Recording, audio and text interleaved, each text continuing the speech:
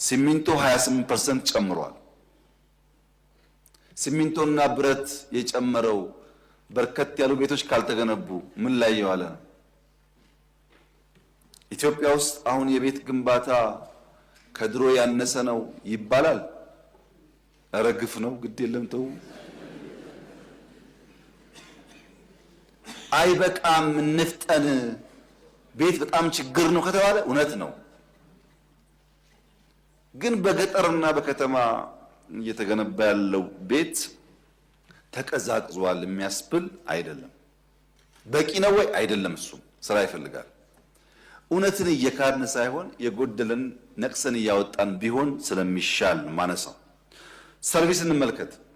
ሌላው ሴክተር በለውጡ ጊዜ የኢትዮጵያ አየር መንገድ 7 ነጥብ ምናምን ማክሲመም 8 ሚሊዮን ሰው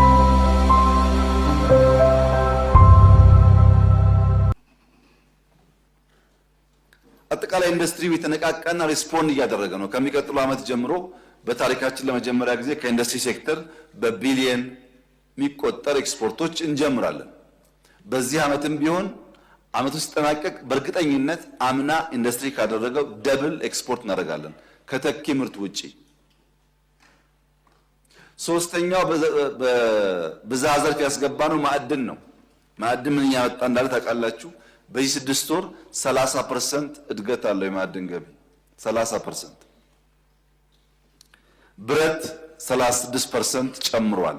ሲሚንቶ 28% ጨምሯል። ሲሚንቶና ብረት የጨመረው በርከት ያሉ ቤቶች ካልተገነቡ ምን ላይ የዋለ ነው? ኢትዮጵያ ውስጥ አሁን የቤት ግንባታ ከድሮ ያነሰ ነው ይባላል። ኧረ ግፍ ነው፣ ግድ የለም ተው። አይበቃም እንፍጠን፣ ቤት በጣም ችግር ነው ከተባለ እውነት ነው። ግን በገጠርና በከተማ እየተገነባ ያለው ቤት ተቀዛቅዟል የሚያስብል አይደለም። በቂ ነው ወይ? አይደለም። እሱም ስራ ይፈልጋል። እውነትን እየካድን ሳይሆን የጎደለን ነቅሰን እያወጣን ቢሆን ስለሚሻል ማነሳው። ሰርቪስ እንመልከት። ሌላው ሴክተር በለውጡ ጊዜ የኢትዮጵያ አየር መንገድ 7 ነጥብ ምናምን ማክሲመም 8 ሚሊዮን ሰው በአመት ያጓጉዝ ነበር። ማክሲመም ነው 8 ሚሊዮን። ባለፉት 6 ወራት 10.7 ሚሊዮን ሰው አጓጉዟል። 6 ወር 10.7 አመት 8 ሚሊዮን የሚታይ ቁጥር ነው። በዚህ አመት ቢያንስ 22 ሚሊዮን እንደርሳለን። 22 ሚሊዮን ከደረስን ስንጀምር ከነበረው ኦልሞስት 3 እጥፍ ገደማ ባይደርስም ከ2 እጥፍ በላይ ማለት ነው። የአየር ቁጥሩ ኤርፖርት ቁጥሩ እንደተጠበቀ ሆኖ የሆሳና ኤርፖርት ተነስቷል። ተደጋጋሚ ጥያቄ ነው። ከአየር መንገድ ጋር እንመካከራለን። በቀጥታ ነው የሚመልሰው ጉዳይ ስላልሆነ ለማዕከላዊ ክልል ግን ኤርፖርት አያስፈልግም የሚል እምነት መንግስት የለውም። በርከት ያሉት እየሰራን ያለ ነው። የሆሳናም መቼ የሚለውን ባላቅም መታየቱ አይቀርም። ኢቲ በቁጥር በመዳረሻ በትርፍ በሚያጓጉዘው ሰው ጨምሯል። ዲጂታልስ ሞባይልን ብንወስድ ሞባይል የለውጡ ጊዜ 37 ሚሊዮን ሰው ሞባይል ጠቀም ነበረ። 4G አይደለም ሞባይል።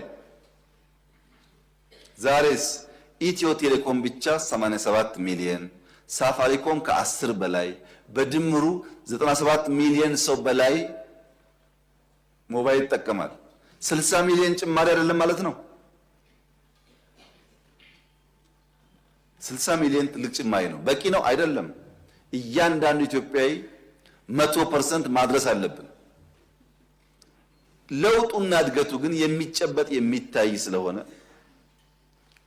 እኔ ስንቀሳቀስ በየክልሉ ከሚገርመኝ ነገር አንዱ ትልቅ ትንሽ የሚይዘው ስልክ ነው። ስልክ ብቻ ግን አይደለም። 5G አሁን ኢትዮጵያ ውስጥ 28 ከተሞች 5G ገብቶላቸዋል። 3 ገደማ ኮሚሽን የተደረጉ ነው። በቅርቡ 30 ከተሞች ይደርሳል። 4G ግን 1070 ከተማ ኢትዮጵያ ውስጥ 4G ገብቶለታል። 1070 ከተማ ምን ማለት ነው? 4G ማለት ዳታ ነው። በዚህ አማካኝነት ብዙ የንግድ የመማማር ስርዓት ትውልድ እንዲያገኝ እድል ያመቻቻል። በፋይናንሻል ሴክተር ሞባይል መኒ መቼ የጀመርነው? 3 ዓመታችን። ዛሬ 58 ሚሊዮን ኢትዮጵያውያን በሞባይል መኒ ይጠቀማሉ። በ3 ዓመት ውስጥ የፋይናንሻል ትራንዛክሽን ከ3 ዓመት በፊት ከሞላ ጎደል በካሽ ነበረ። ከሞላ ጎደል ሞባይል መኒ ከጀመርን በኋላ ባለፉት 3 ዓመታት በተሰራው ስራ አሁን የቨርቹዋል ትራንዛክሽን ከካሽ በልጧል። በ3 ዓመት ውስጥ ኢትዮጵያ ከካሽ ወደ ሞባይል ዋሌት እያደገች ያለችበት ሂደት ሊፕፍሮግ ነው፣ ዝላይ ነው። ይሄ የፖሊሲ ውጤት ነው። ዲጂታል ፔመንት ባለፉት 6 ወራት 60% ጨምሯል። 60% ከአምናው እንኳን ቁጠባ 15% ጨምሯል። ለፋይናንሻል ኢንክሉዥን ቅድም የተነሳው የብድር በሞባይል መኒ ብቻ 11% ደርሷል። ምን ማለት ነው? ሰዎች በሞባይላቸው ትናንሽ ገንዘብ መበደር እና ስራ መስራት እንዲችሉ። በስታርታፕ ያለው እንቅስቃሴ በየተቋማት ታውቃላችሁ። ህንፃ ገንብተን ልጆች ሰብስበን ስራቸውን እንዲያሳዩ እጃቸው እንዲፍታታ የሚደረገውን ጥረት በፋይናንሻል ኢንክሉዥን የሚዳረሰው ብድር በበቂ ደረጃ ገጠሩን ያማከለና የሰፋ ነው ወይ ያላችሁ እንደሆነ ገና ብዙ ይቀረናል። ከዚህ አንጻር ጥያቄው ትክክል ነው። ለውጥ የለም አይደለም። በሞባይል መኒ ብቻ 11% አድጓል።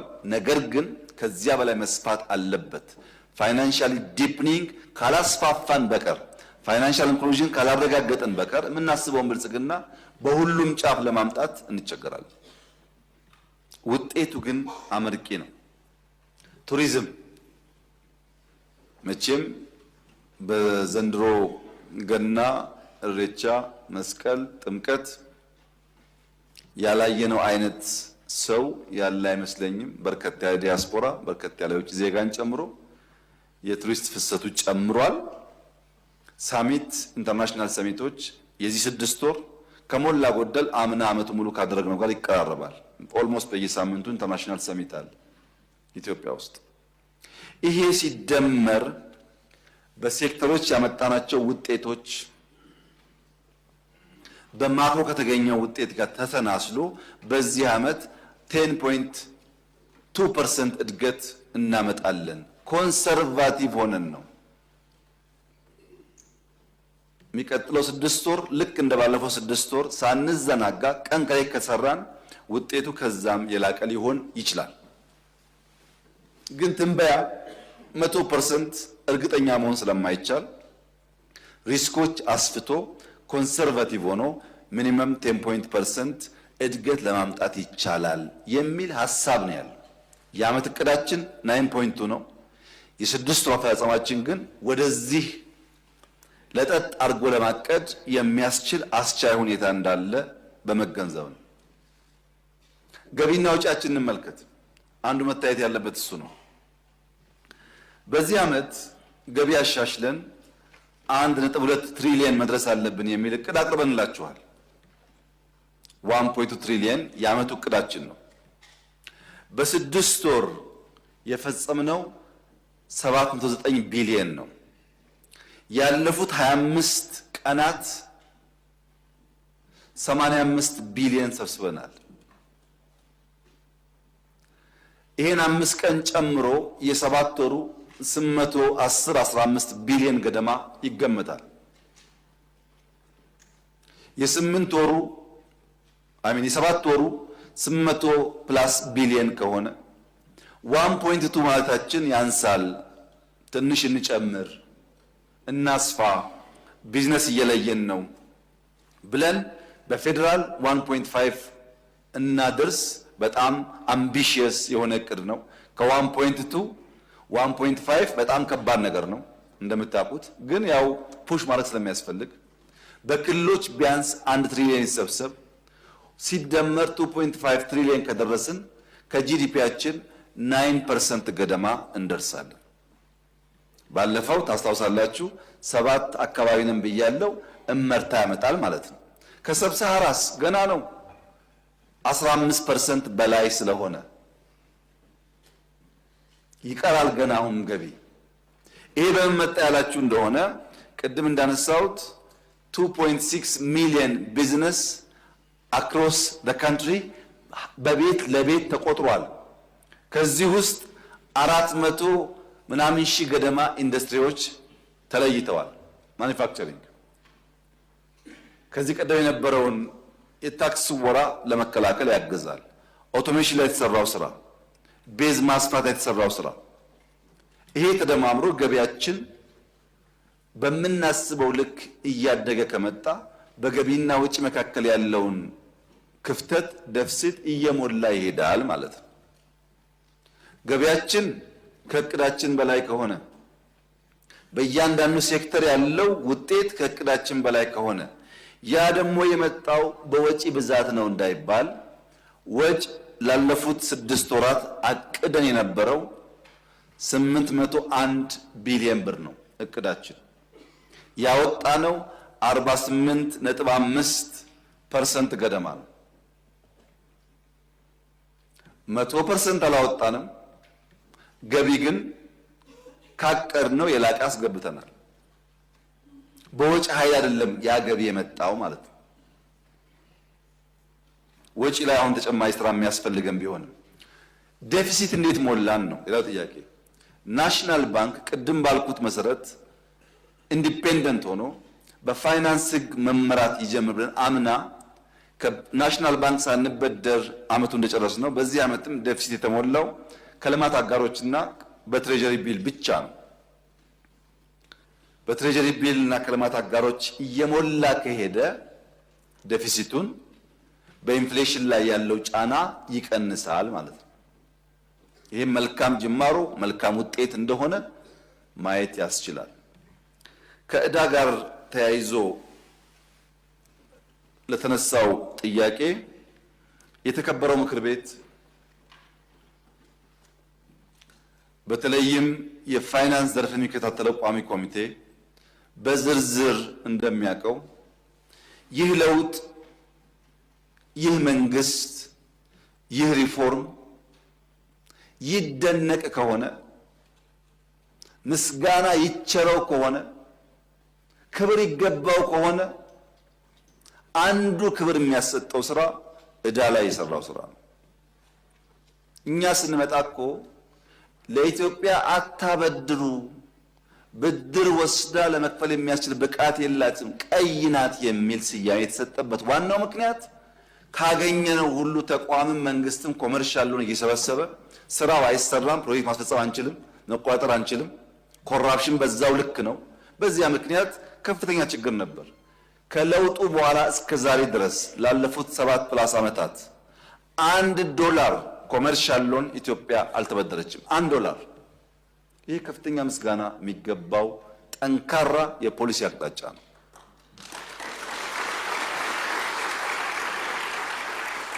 ሁለተኛ ያበደሩን ወዳጆቻችን ምንም እንኳን ብድሩ አራጣ ቢሆንም ተገቢ አይደለምና ወደ ትክክለኛ የብድር ስርዓት መመለስ አለበት ብለን ላለፉት 2-3 ዓመታት ከፍተኛ ትግል ውስጥ የነበር ነው። ኢትዮጵያ ዲፎልት አረገች እስኪባል ማለት ነው። እኛ ወደዛ የወሰደን ባለፈው ገልጬላችኋለሁ። ፌርነስ የለውም የሚል ሙሉ እምነት ስለነበረ ነው። ማን አሸነፈ? ተሳካልን እኮ በኮመን ፍሬምወርክ ከሞላ ጎደል ከሁሉም የዩሮ ቦንድን ጨምሮ ተስማምተናል። ተቀብለውታል። የኛም ፕሮፖዛል ይሸጋሸግ ምን ማለት ነው? በአመት 2 ዓመት ይከፈል የነበረው ዕዳ ወደ 15 ዓመት እስከ 15 ዓመት እንዲራዘም እንደየአበዳሪታ ስምምነት ተፈጽሟል። ይሄ ለኢትዮጵያ ትልቅ እፎይታ ነው። አሁን የዴት ሪፕሮፋይሊንግ የተሰራ ነው ያለው። ካለምንም ጥርጥር የሪፕሮፋይሊንግ ስራ ሲያልቅ የኢትዮጵያ የብድር ሁኔታ መካከለኛ ከቀይ ወጥቶ መካከለኛ ወይም የተሻለ እንደሚባል ምንም ጥርጥር አይኖረውም። ቢኮዝ ያለን ጂዲፒ ያለን ኢኮኖሚክ እድገትና ያለብን ዕዳ ጫና ወደዛ ደረጃ ሊሄድ እንደሚችል የሚያመላክት ጉዳይ አለ። ይሄን ኮመርሻል ሎን ብድር ሳንወስድ የቀደመውን ስሁት የብድር ስርዓት ለማሻሻል ለመቀየር ከዓለም ጋር ስንደራደር ስራዎቻችን ግን ምን ላይ ነበሩ የተባለ እንደሆነ ክቡራትና ክቡራን ህዳሴን ካለ 1 ብር እርዳታ ካለ 1 ብር ብድር ያሳካ መንግስትና ህዝብ ፕሮጀክት አይሰራም ሊባልማ አይችልም። ግፍ ነው።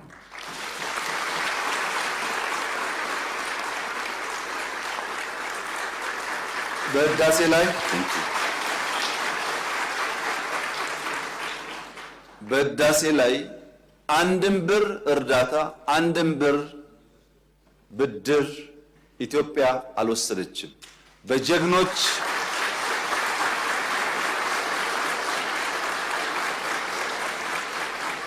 በጀግኖች ኢትዮጵያውያን ቁርጠኛ አቋም በሀገር ውስጥም በሀገር ውጭ ያሉም ኢትዮጵያውያን በቁርጠኝነት ጨክነው በጋራ ቆመው ስለሰሩ የተከወነ ፕሮጀክት ነው።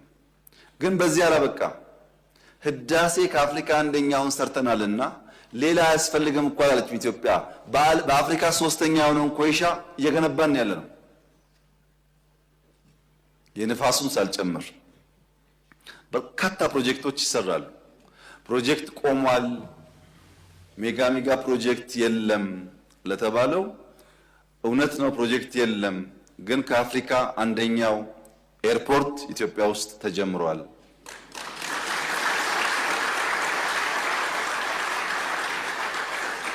እንደዚህ ያለ ፕሮጀክት ኢትዮጵያ አስባም ሰርታም አታውቅም። እውነት ነው ፕሮጀክት ቀንሷል፣ ግን የማዳበሪያ ፋብሪካ ኢትዮጵያ ውስጥ ተጀምሯል።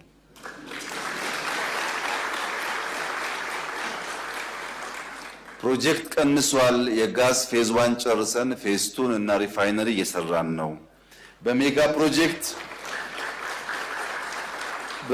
ፕሮጀክት በፕሮጀክት ክትትል በፕሮጀክት አፈጻጸም በፕሮጀክት አመራር እንኳን ኢትዮጵያ ውስጥ ድፍን አፍሪካ ገና ከኢትዮጵያ ይማራል።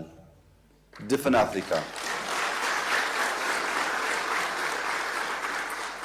ክቡራትና ክቡራን 7 ቀን ቀንና ማታ በየጥሻ ውስጥ የምንዞረው ፕሮጀክት ተጀምሮ ሳያልቅ እንዳይቆም ነው።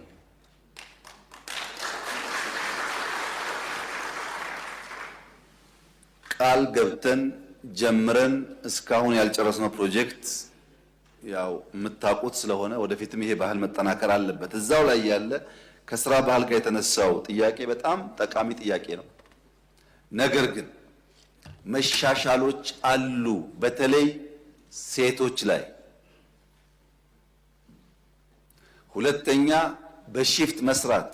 አዲስ አበባ ውስጥ እኮ በ3 ሺፍት የሚሰራ ፕሮጀክት በጣም ብዙ ነው። ለይ6 ሰዓት ወጡ እና ተመልከቱ። ክሬን ታያላችሁ፣ ላይት ታያላችሁ፣ የትራክ እንቅስቃሴ ታያላችሁ። ገጠር አካባቢ ስትሄዱ እኔ በቅርቡ ጅማ ሲሄድ አንዱ የገረመኝ ነገር የጅማን የኮሪደር ስራ የላንድስኬፕ ስራ 80-90% የሚሰሩ ሴቶች ናቸው። ይሰራሉ፣ ቤተሰብ ያግዛሉ። ወንዶች ብርቶች ናቸው፣ ይቅማሉ፣ ከተሰራ ይሻማሉ። ይሄ የቃሙ ከሚሰሩ ሴቶች መሻማት መቀነስ አለበት።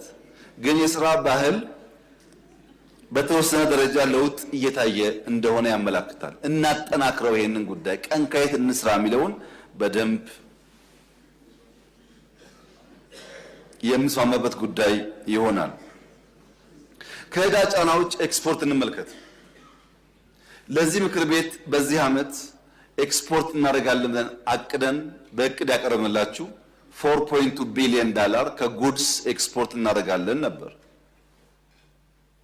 እኛ ወግ ደርሶን ኤክስፖርት እንኳ ከእቅዳችን በላይ $5.1 ቢሊዮን በ6 ወር ማስገባት መቻላችን ይሄ የማያስደንቀው ኢትዮጵያዊ ስለ ኢኮኖሚ የሚያወራ ሰው ዝም ቢል ይሻለዋል። ምክንያቱም ካቀድነው 120% ነው ያሳካነው። ኤክስፖርት ኦፍ ጉድስ ምን ማለት መሰላችሁ? አምናን ካልጨመራችሁ፣ አምና ስላደገ አምናን ካልጨመራችሁ ከአምና በፊት በነበሩ ዓመታት የዚህ 6 ወር የኤክስፖርት ገቢ 5.1 ቢሊዮን ዶላር ኢትዮጵያ አስገብታ አይደለም አቅዳ አታውቅም። በአመት 5 ቢሊዮን አቅዳ አታውቅም። በ6 ወር ነው ያስገባ ነው። ይሄ ተሳክቶ ደብል አድርገን በሚቀጥለው 6 ወር ተደግሞ 10 እና ከዛ በላይ ቢሊዮን ዶላር ብናስገባ ምን ማለት ነው? በታሪክ የመጀመሪያው 39% እድገት አለው። የውጭ ቀጥተኛ ኢንቨስትመንት ባለፉት 6 ወራት 2.3 ቢሊዮን ዶላር ገደማ መጥቷል። ይሄም 20.6% እድገት አለው። ከሌሎች እርዳታ፣ ጤነኛ ብድሮች የመሳሰሉት ከ2 ቢሊዮን ዶላር በላይ ባለፉት 6 ወራት ገብቷል። ደምሩት። ይሄን ለኢምፖርት ያወጣነው ወጪ ባለፈው 6 ወር 11.3 ቢሊዮን ዶላር ነው።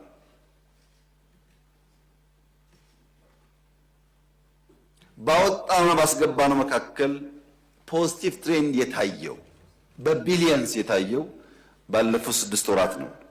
ካስገባነው 11.3 ቢሊዮን ዶላር ኢምፖርት ውስጥ 39% ካፒታል ጉድስ ናቸው። ይሄ ኢኮኖሚ ምን ያክል ጤናማ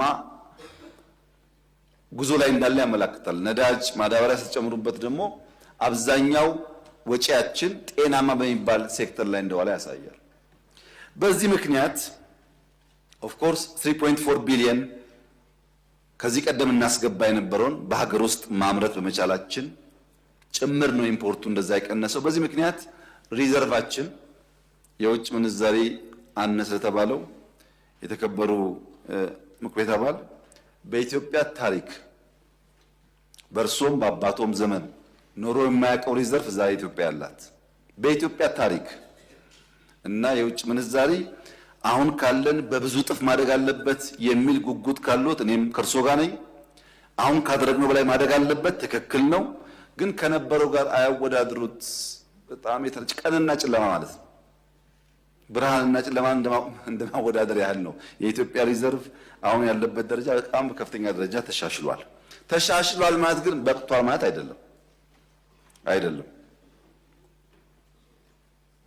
ስለዚህ በአብዛኛው የኢኮኖሚ አመላካች ሲታይ የተከበረው ምክር ቤት የመጨረሻ ዘመኑም ስለሆነ የተሳካለት ምክር ቤትም ስለሆነ እስካሁን ካሉ ምክር ቤቶች የተሻለ ውጤት ያመጣ ምክር ቤት ስለሆነ ኮራ ብሎ ደረቱን ነፍቶ ስራ ሰራው ቢል ይሻለዋል።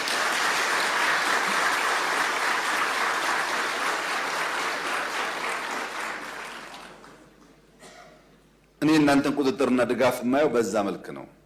የተሻለ ስራ ሰርታችኋል ብዬ ነው የማስበው። ውጤቱ የሚያሳየው እሱ ነው። ይሄን ደግሞ ያመጣው ነው እኛ ብቻ ሳይሆን በጋራ ስለሆነ ማለት ነው። ግሽበት በሚመለከት በጣም ጥሩ ኮንሰርን ከብዙ የምክር ቤት አባላት ተነስቷል።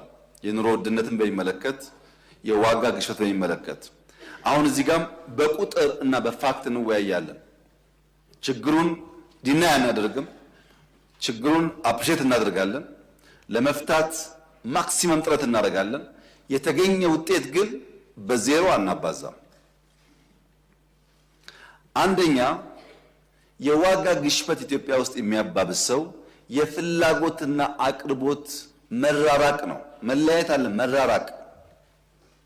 ያን ለመፍታት ምርት እናሳድጋል። ቅድም በግብርና እንዳነሳሁት፣ በኢንዱስትሪ እንዳነሳሁት ምርታማነት ኢትዮጵያ ውስጥ በከፍተኛ ደረጃ እያደገ ነው። ሁለተኛው ምክንያት የገቢ ማነስ ነው።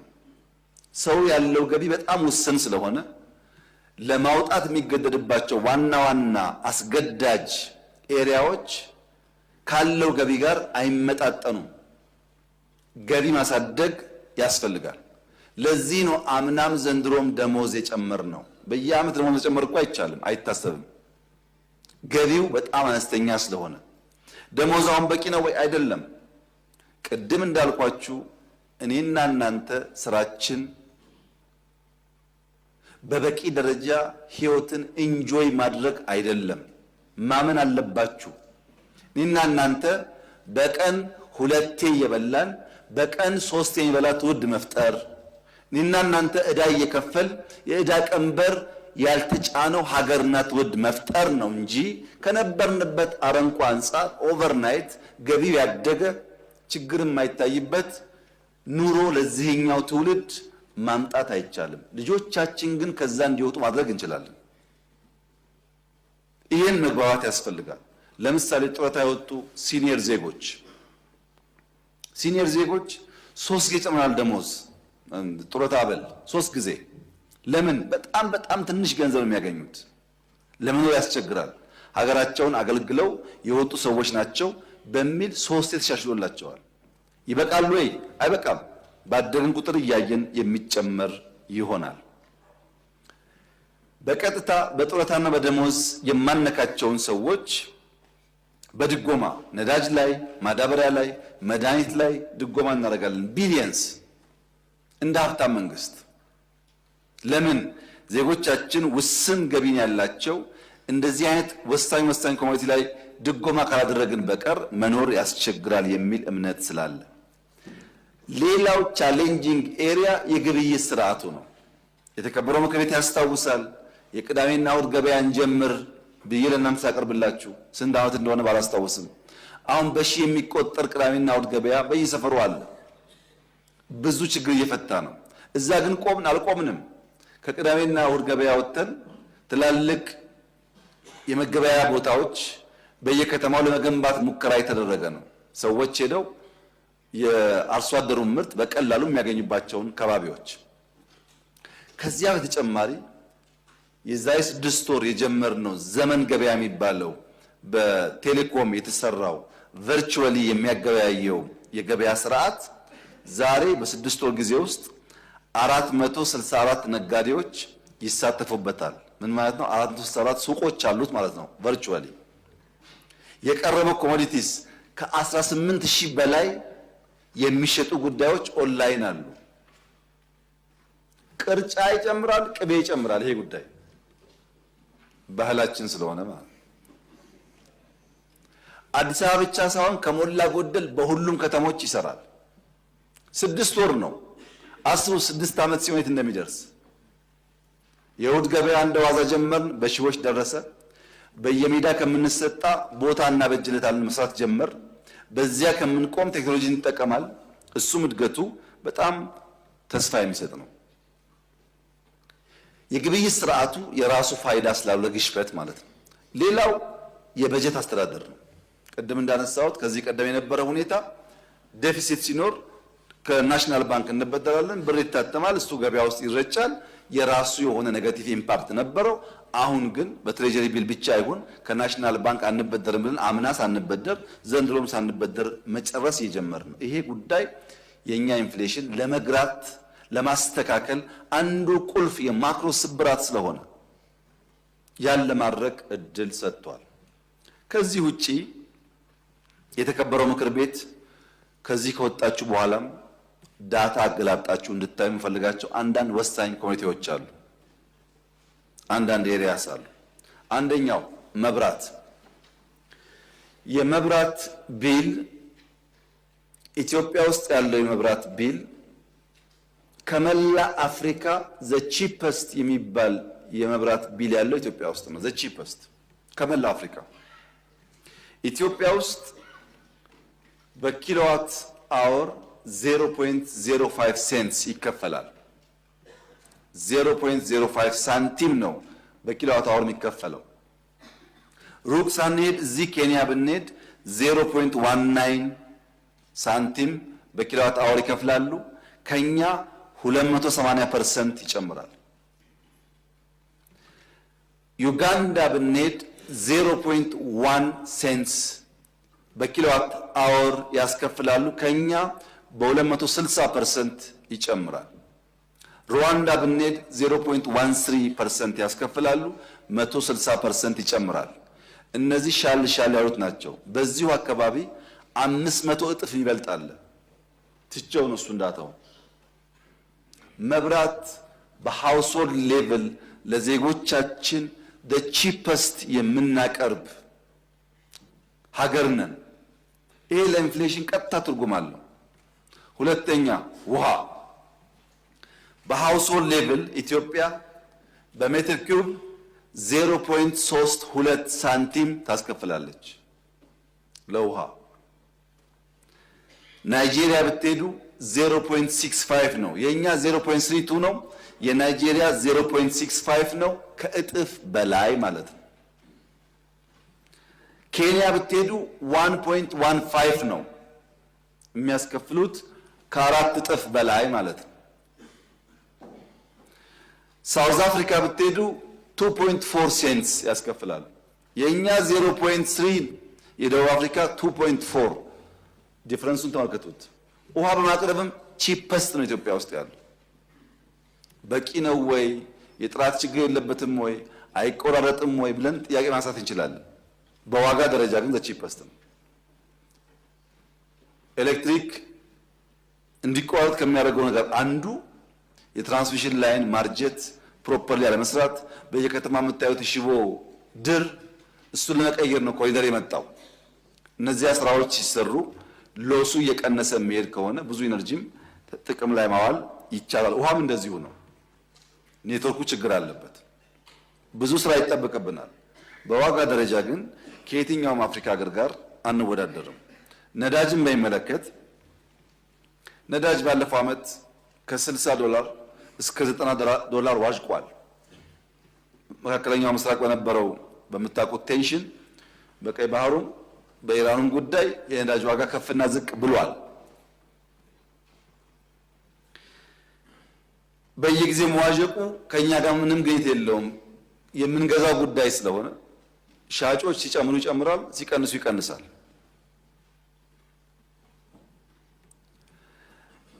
በየጊዜውም ዋጋ ተቀያየረ ተባለው እንደዚህ አይመስለኝም። በሌላ ዓለም እኔ የማውቀው በነዳጅ ማደያ በየቀኑ የነዳጅ ዋጋ ይለጠፋል። በየቀኑ አንዴ ይጨምራል፣ አንዴ ይቀንሳል።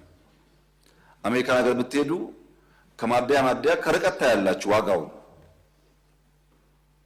እኛ ባለፈው 1 ዓመት ተኩል የነዳጅ ዋጋ የቀየርነው 7 ጊዜ ብቻ ነው። እየተሸከም ነው፣ አብዞርብ እያደረግን በየወሩ ሲጨመር ከጨመርን ህዝባችን ይጎዳል በሚል ማለት ነው። በዋጋ ደረጃ ስንመለከት ጅቡቲ ነዳጅ ጅቡቲ ከተማ ውስጥ 269 ብር ነው ህጋዊ ዋጋው። ናይሮቢ 220 ብር ነው ህጋዊ ዋጋው።